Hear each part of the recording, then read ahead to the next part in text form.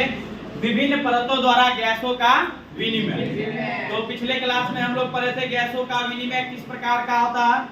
अब देखिए आज के प्रकार पढ़ेंगे गैसों का विनिमय कितने परतों द्वारा होता है। तो गैसों का विनिमय कुपिका और रक्तवाहिनी के बीच होता है। जैसे ये कुपिका जो है, कुपिका की यह आंतरिक परत है जो सल्की एपिथेलियम उत्तक से मिलकर बनी होती है, और रक्तवाहिनी की जो परत होती है वह बीच में आधारित तत्व के साथ जुड़े होते हैं। इसीलिए गैसों का विनिमय जो होता है वह कुपिका और रक्तवाहिनी के बीच होता है, जो तीन परतों द्वारा विसरित होती है।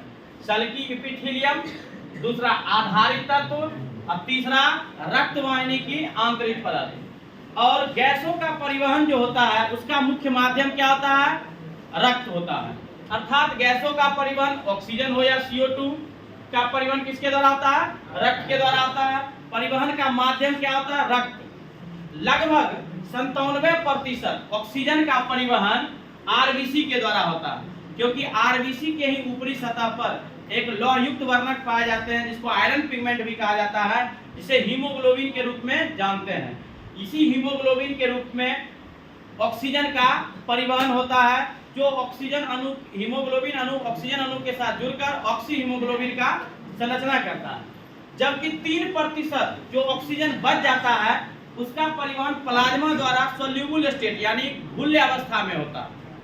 उसके बाद CO2 का परिवहन, अब देखिए लगभग 20 से 25% CO2 का परिवहन किसके द्वारा होता है? आरबीसी के द्वारा होता है, क्योंकि हीमोग्लोबिन आरबीसी हीमोग्लोबिन जो होते हैं वह CO2 के साथ भी जुड़ जाते हैं। तो लगभग 20 से 25% CO2 का परिवहन आरबीसी द्वारा होता है, और अधिक मात्रा में अधिकांश मात्रा में CO2 का परिवहन जो होता है 70% वह बाइकार्बोनेट के रूप में होता है, जिसका फॉर्मूला होता है SCO3 या बाइकार्बोनेट भी बोल सकते हैं।